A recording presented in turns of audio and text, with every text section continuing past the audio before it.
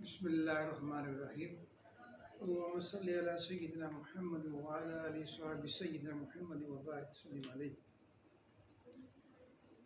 پاکستان کی تخلیق کا دن اپنی نظروں سے دیکھ رہے ہیں۔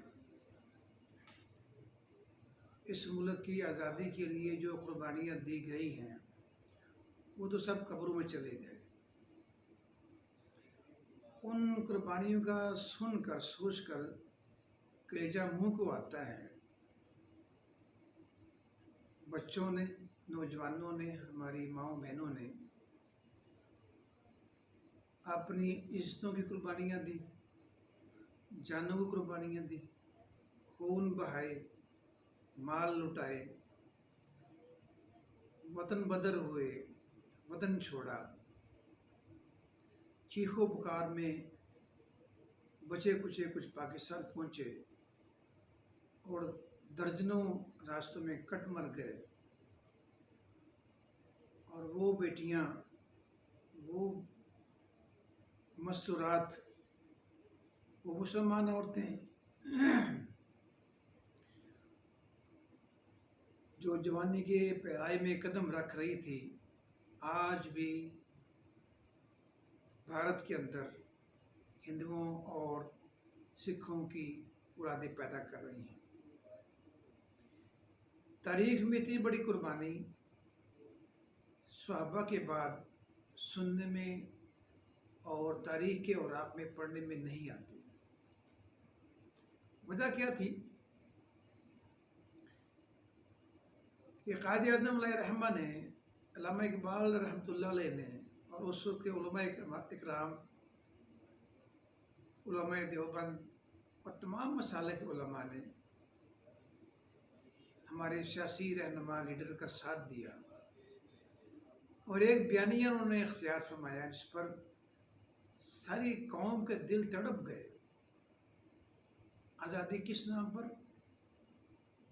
مال کی بنیاد پر نہیں، حکومت کی بنیاد پر نہیں، عیش کی بنیاد پر نہیں۔ آزادی صرف اور صرف کلمے کی بنیاد پر لی گئی۔ کیا بیانیہ تھا، کیا نعرہ تھا؟ پاکستان کا مطلب کیا؟ لا الہ الا اللہ۔ یہ کلمہ جب بر صغیر میں بلند ہوا اور لوگوں نے دل و جان سے، روح کی قوت کے ساتھ اس کلمے کو بلند کیا اور پاکستان معرض وجود کے اندر آ گیا۔ لیکن بدقسمتی سے جب یہ پاکستان بنا، ہمارے رہنماؤں نے، ہمارے لیڈروں نے بے وفائی یہ کی، جس کلمے کی بنیاد پر اس کو حاصل کیا تھا اس کلمے کے قانون کو ردی کی ٹوکری میں ڈال دیا۔ اور آج تک قوم ان کے ان گناہوں کا خمیازہ بھگت رہی ہے کہ پاکستان کی جو معاشی صورتحال ہے، سیاسی صورتحال ہے، عسکری صورتحال ہے، عدالتی صورتحال ہے، عوامی صورتحال جو ہے وہ پستی کی طرف ہی جا رہی ہے، بلند نہیں ہو سکی۔ کیوں؟ ہم نے کلمے کے ساتھ وفا نہیں کی، ہم نے ان رشتوں کے ساتھ وفا نہیں کی جنہوں نے اس کے لیے جان کے نذرانے پیش کیے۔ آج بھی وقت ہے کہ ہم اپنے ماضی کو یاد کر کے مستقبل کے فیصلے کریں اور جن افراد کو جن کے سارے ہم لوگ جی رہے ہیں، جن کو اپنا رہنما اور سربراہ جان کر ان کے لیے دعائیں دل سے نکالتے ہیں، وہ ہماری فوج کے وہ جوان ہیں جو سرحدوں پر راتوں کو جاگتے ہیں، ہم گھروں میں رات کو سوتے ہیں۔ دن بدن قربانی کرتے کرتے ان ماؤں نے اپنی کوکھوں سے جنم دے کر ان کو سرحدوں میں بھیجا اور وہ ہماری جانوں کے، مالوں کے، اولادوں کے، ہماری ایمانوں کے محافظ بن کے اپنی جانیں قربان کر رہے ہیں۔ لیکن ہم پھر بھی ان کو معاف نہیں کرتے. لہذا اس بات کی ضرورت ہے، اپیل ہے اپنے عسکری احباب سے، سیاست دانوں سے اور ججز سے، کہ جن پر انگلیاں اٹھ رہی ہیں، جن کی طاقتوں کا استعمال غلط ہو رہا ہے، خدا را اپنے آپ کو سمجھائیں، فیصلے درست کریں، اعراض چھوڑ دیں، حرص کو ترک کر دیں، اور صرف اس وطن کی خاطر، اس وطن کی محبت کی خاطر، اس وطن پہ جو قربانیاں دی جا چکی ہیں ان کی خاطر اخلاص پیدا کریں اور اللہ سے توبہ کریں، استغفار کریں. کیونکہ میں نے یوٹیوب کے اندر جو عنوان ہے حالات کا رخ، اس کے مطابق گاہے بگاہے میں آپ سے عرض کرتا رہتا ہوں. اس وقت مسلمان خاص طور پر پاکستانی قوم پھر پستی کے اندر ہے. عروج و زوال تو اللہ کے ہاتھ کے اندر ہے. اللہ تو ایمان عمل دیکھ کر بلندیاں اور عروج عطا فرماتے ہیں، نیت دیکھ کر عروج عطا فرماتے ہیں. آج ہماری نیت بگڑ گئی، اعمال بگڑ گئے، اخلاق بگڑ گئے. سیاستدانوں نے نوجوان نسل کے اندر وہ زہر ڈال دیا ہوا ہے کہ نفرتوں کے انبار لگے ہوئے ہیں، زبانیں سنگبار ہو گئیں، گندگی برساتی ہیں، کانٹے برساتی ہیں، نفرت کے انبار لگ رہے ہیں. تو ظاہر ہے ان حالات کے اندر آسمانوں سے فیصلے پستی کے آئیں گے، ذلت کے آئیں گے، پریشانی، معاشی بدحالی کے آئیں گے. اور اب ہم کھلی آنکھوں سے ان کو دیکھ رہے ہیں، کھلے کانوں سے سن بھی رہے ہیں.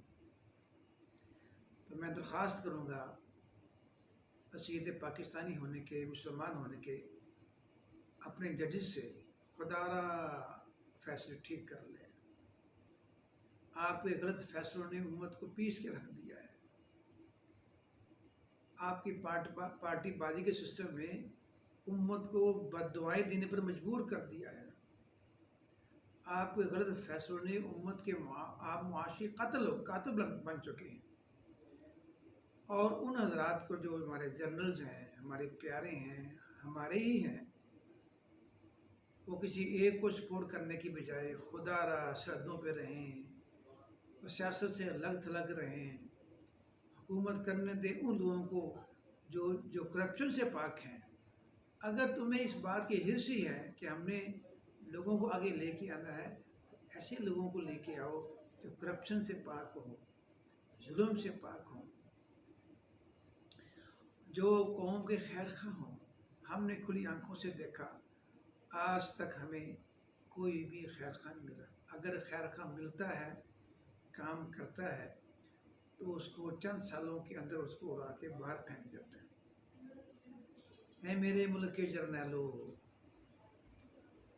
عقل کے ناخن لو، خدا را امت کے حال پہ رحم کھاؤ. تمہاری تنخواہیں، تمہاری ضرورتیں جس طرح پوری ہو رہی ہیں، اس نہج سے پوری ہو رہی ہیں، آپ لوگ خوب جانتے ہیں. پام پس گئی، رل گئی تمہاری پالیسیوں کی بنا پر. خدا را اس قوم پہ رحم کھاؤ، اپنے آپ کو سمجھاؤ، کسی کی غلط تائید مت کرو. اور ہمیں خبریں آتی ہیں کہ اب بھی کچھ جنرل جو ہیں وہ باز نہیں آ رہے، اپنی سازشوں کے اندر، اپنی کوششوں کے اندر خاص لوگوں کو جو ہے سپورٹ کر رہے ہیں، جن کی زبانیں بگڑ گئیں، جن کی سوچیں بدل گئیں، جن کے نعرے بدل گئے، اور قوم کو بجائے نفع دینے کے نقصان کے اندر، گراوٹ کے اندر پھنسا رکھا ہے. عوام الناس سے اپیل ہے کہ استغفار کریں. اگر ہم صحیح سمجھتے ہیں، قرآن و حدیث کے حوالے سے عرض کرتا ہوں کہ ہم پستی میں اس لیے ہیں کہ ہم نے اللہ کے عذاب کو دعوت دی، ہم نے اللہ سے رخ موڑا، مسجدوں کو غیر آباد کیا، اذانوں کو سن کر کانوں سے نکال کر،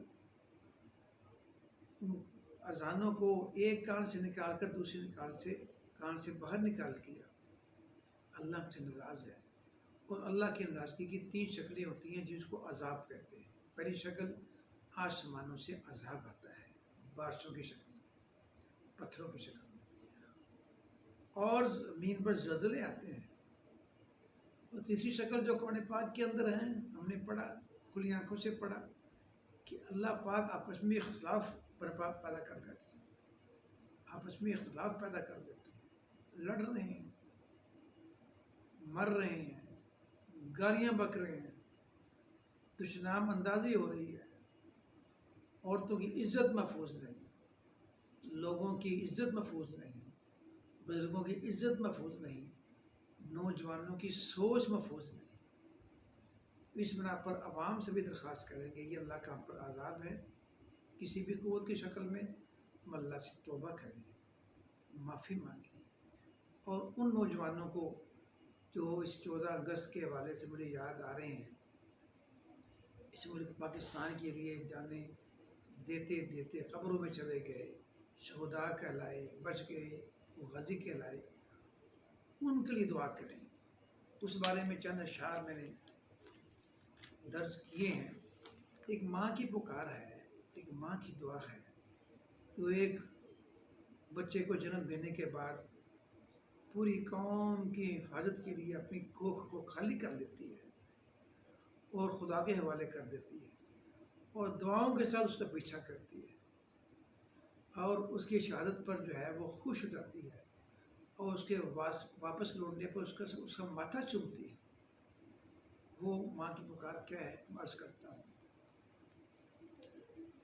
ماں کی پکار ان پاسبانوں کے لیے جو سرحدوں پر ہماری حفاظت کرتے ہیں، دشمن کی آنکھوں میں آنکھیں ڈال کر ان کو شکست فاش دیتے ہیں، ان کے مکر فریب کو، چالوں کو سے لڑ کر ان کو نیست و نابود کر دیتے ہیں۔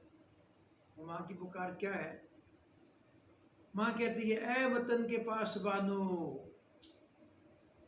ماں کے آنسوں کا خیال رکھنا۔ اے وطن کے پاسبانوں، ماں کے آنسوں کا خیال رکھنا، جو دامن اٹھا کے دی گئی ہیں ان دعاؤں کا خیال رکھنا،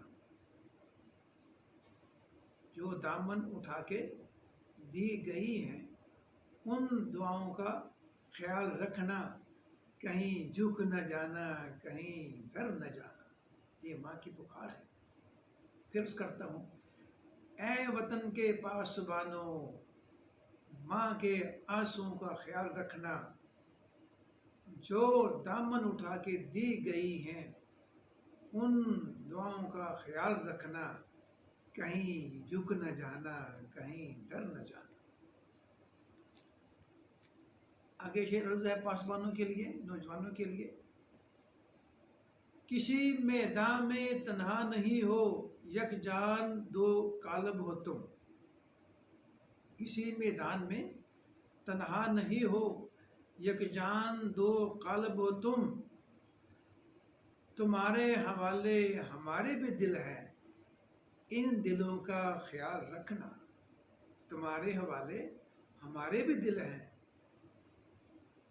ان دلوں کا خیال رکھنا، کہیں جھک نہ جانا، کہیں ڈر نہ جانا۔ قوم کی بیٹیوں کی دلی تمنا، اور آنکھوں سے بہتے ہمارے آنسو۔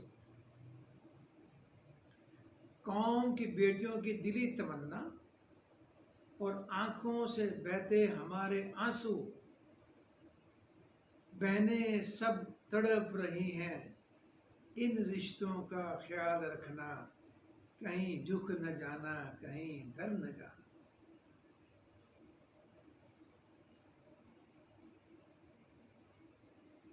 قوت تمہاری بکھر نہ جائے، قوت تمہاری بکھر نہ جائے، زندگی اب تمہیں سے ہے ہماری۔ قوت تمہاری بکھر نہ جائے، زندگی اب تمہیں سے ہے ہماری۔ دشمن پر موت بن کے لپکنا، ہماری جانوں کا خیال رکھنا، کہیں جھک نہ جانا، کہیں ڈر نہ جانا۔ آخری شعر ہے، قوم کے غازی بن کے جیو، میدان جنگ میں تن کے جیو، قوم کے غازی بن کے جیو، میدان جنگ میں تن کے جیو، محمود شیر خدا کے ڈھنگ سے بڑھو، اپنے ایمانوں کا خیال رکھنا، محمود شیر خدا کے ڈھنگ سے بڑھو، اپنے ایمانوں کا خیال رکھنا، کہیں جھک نہ جانا، کہیں ڈر نہ جانا، اے وطن کے پاسبانو، ماں کے آنسوں کا خیال رکھنا، جو دامن اٹھا کے دی گئی ہیں ان دعاؤں کا خیال رکھنا۔